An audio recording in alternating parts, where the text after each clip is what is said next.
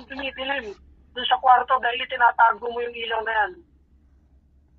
No, we are given a very specific task. Ang utos sa atin, mga kapatid, Connie, ilagay mo yung ilaw na yan sa taas. Melanie, ilagay mo yung ilaw na yan sa taas. Aisha, yung ilaw na yan, itaas mo, hawakan mo sa taas. Napaka-specific ng utos sa atin. Ilagay mo yung ilaw na yan sa taas. Hindi natin itatago ang ilaw ng ating Panginoong Hesus. Hindi yan nakatago, hindi yan ikinahihiya. We have to share the goodness of Jesus. Yung mga testimony natin, yung mga nangyayaring maganda sa atin, huwag natin ikahiya yan. Kung hindi ka man magkaroon ng pagkakataon dito sa ating virtual church na ma-share yung kabutihan ng Panginoon sa buhay mo, i-share mo yan sa group chat ninyo, magkakaibigan. I-share mo sa mga kaibigan mo sa Pilipinas, sa mga family members. Diba? Hindi dapat itinatago ang kabutihan ng Panginoon sa ating buhay, mga kapatid. Dapat pong inilalabas yan. Okay? Yan yung utos sa atin. Ano ba yung trabaho ng buwan? The moon, yung buwan. Ang trabaho po ng buwan ay i-reflect yung liwanag na nagmumula sa araw. Kaya sa gabi, kahit na nakatago na yung araw, may liwanag pa rin dito sa mundo dahil sa pamamagitan ng buwan, yung liwanag, pinatransmit na dito sa lupa. Kaya tayo magsilbing buwan nang nililino ng buwan sa gabi, yung liwanag na nanggagaling sa araw. So, we should also reflect the light of God, of Jesus. Dapat magnining yan sa buhay po nating lahat.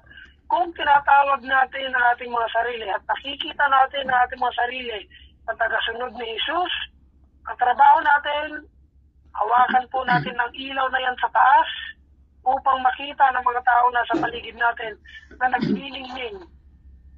Tandaan po ninyo, hindi yung buhay natin ang makikita nila. Okay, yung ilaw na yon, it represents Jesus. Malinaw yung utos ha, hindi yung sarili natin na kalakasan, hindi yung talent, hindi yung skills natin. Ang gusto natin makita ng tao na tayo yung pupurihin nila na ang galing naman ni Melan, ang galing ng boses ni Sir Melan, ang galing ng boses ni Sir Rita. Hindi yan na kasi pag tayo na yung binigyan ng papuri, sa atin na yung glory. Ibig sabihin, hindi na yung Diyos ang nakikita nila sa atin, kundi ang nakikita nila na magaling ikaw na. Ang galing naman ng tao na to, tao ang nakikita nila.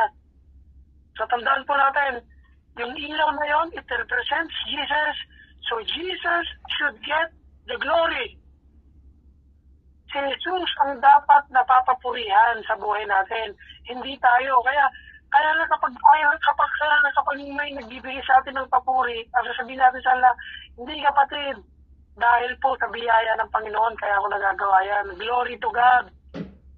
Kapag sinasabi natin yon, alam nila na hindi natin ginagawa yung mga bagay na yon dahil magaling tayo, kundi sa biyaya ng ating Panginoon. Kaya tayo nakakakanta ng ganon, kaya tayo nakakapag-preach, kaya tayo nakakatayo, kaya tayo nakakabigay ng magagandang advice. Hindi dahil sa sarili nating kakayahan, kundi dahil sa biyaya ng ating Panginoon. Dahil dakila at makapangyarihan ang Diyos na nasa atin. Hindi tayo self-righteous, kundi we became righteous dahil sa righteousness ng ating Panginoon. Amen po ba? Amen.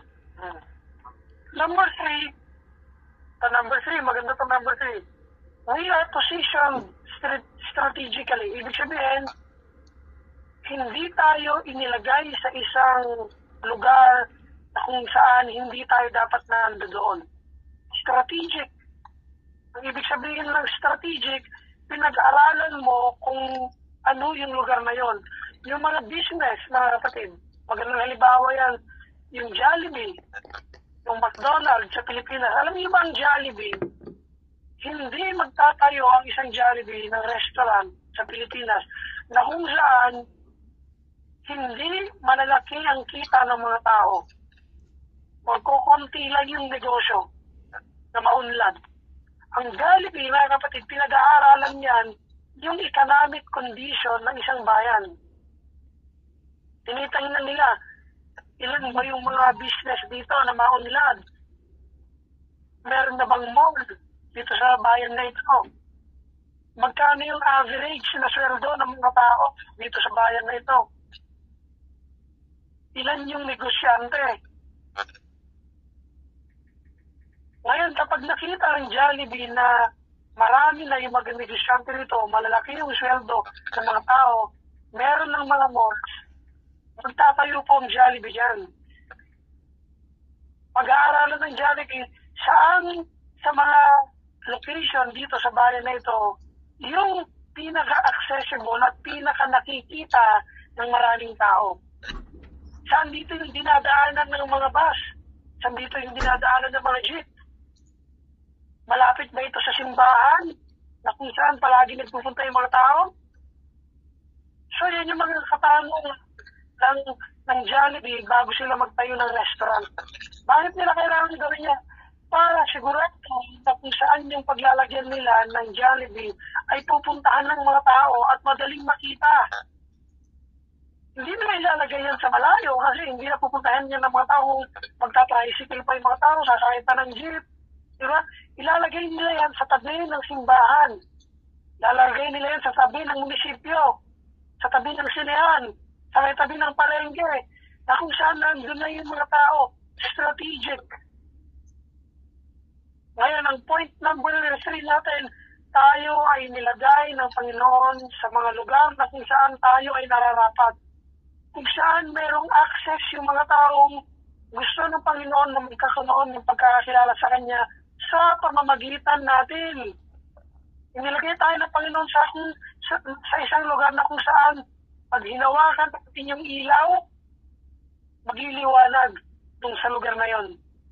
Inilagay tayo ng Panginoon sa mga bahay, sa mga families na kung saan madilim, mga kapatid.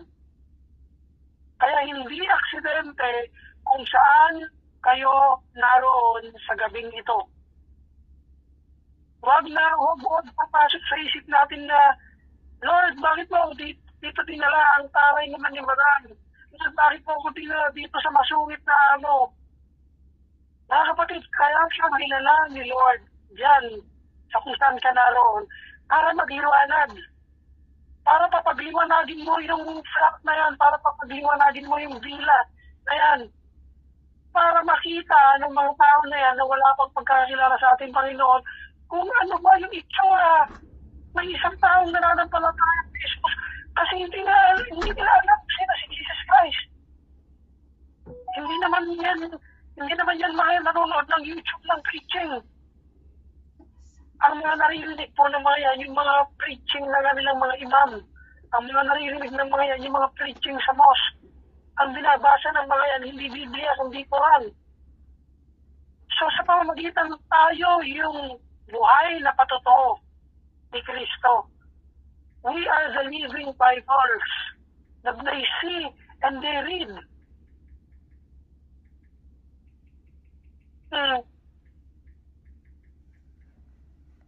Kaya hindi dapat naririnig sa bibig ng mga mananampalataya yung mga reklamong ganyan. Dapat alam natin na inilagay tayo ng Diyos sa mga lugar na yan. Ipinadala tayo ng Panginoon sa Kuwait for a reason. Mga kapatid, hindi po mukhang bibig ng isang mananampalataya yung isang salitang aksidente. Walang aksidente sa Panginoon.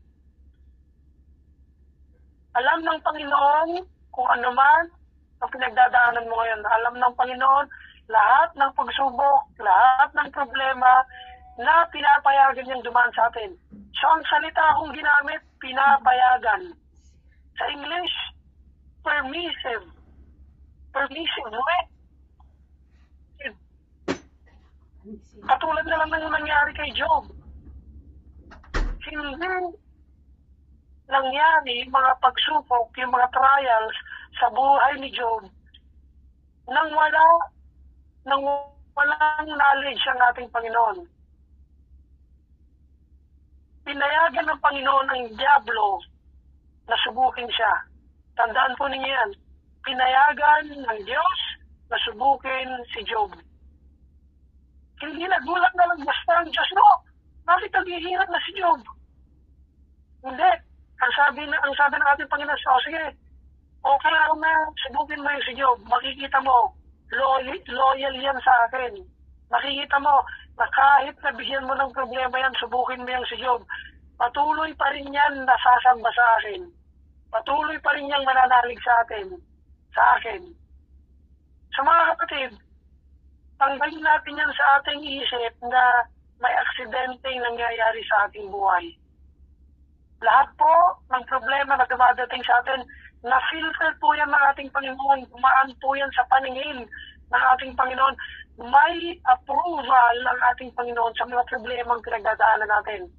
Dahil, number one, gusto ng Panginoon na mas lalo tayong mapalapit sa Kanya. Kasi pag may problema tayo, lalo tayong tumatawag sa ating Panginoon. Lord, may problema ako, tulungan mo ako. So, yun yung purpose ng problema. Pangalawang purpose ng problema, gustong makita ng Panginoon kung paano natin i-handle yung mga problema na yan. Dadalhin tayo ng Panginoon doon sa mga taong wala pang pagkakakilala sa Kanya. At kapag nakita tayo ng mga tao na yan, bakit itong si Marlene, kahit na may problema, ang saya pa rin? Bakit itong si Marlene, kahit na may karamdaman na yung mga mahal niya sa buhay sa Pilipinas, kaya niya pa rin magbigay ng pera sa charity o sa missions, nakakapagbigay pa rin siya ng pera sa church. Hindi sa church siya, ibinabalik mo yung pera na yon sa Panginoon. Bakit ito si Ronan nakakakamutin ng praise and worship kahit na meron ng problema? Nakita nyo, kahit po hindi tayo magsalita sa pamamagitan ng ating mga testimonies, nakakasalala ng ibang tao sa ating Panginoon. Okay? Kaya number 3, you are strategically positioned. Okay? Number 4, we are equipped to do the work. Ang ibig sabihin ng equip, kumpleto po yung mga pangangailangan natin para magampanan natin yung utos na yan ng ating Panginoon. Ano yung utos niya? Yung ilagay natin yung ilaw na yan sa taas. So we are equipped. Hindi tayo kulang. Palagi natin naririnig yung salitang default na yung default o kaya yung built-in. Yung dalawang salita na yan, yung default. Pag sinabi natin, bumili tayo ng bagong phone, ano yung default settings ng telepono na binili mo? Ang ibig sabihin ng default, ito yung factory settings. Na pag binili mo yung telepono na yan, yung settings ng camera niya na yun nasa mababa lang. Or yung settings ng bansa ay China. So, ibig sabihin ng settings na yan, hindi mo pa pinapalitan, kundi yung factory, yung naglagay ng settings na yan, kailangan mong baguhin yung settings na yan pag binili mo. So, kailangan mo dyan ilagay ano ba yung Wi-Fi, ano ba yung password. So, lahat ng mga yan, kailangan ka mag-download ng Facebook, kailangan ka mag-download ng Instagram. So, yan yung default settings ng gadget na binibili natin. Ibig sabihin ng default, hindi tayo yung nag-decide sa kung ano yung magiging settings.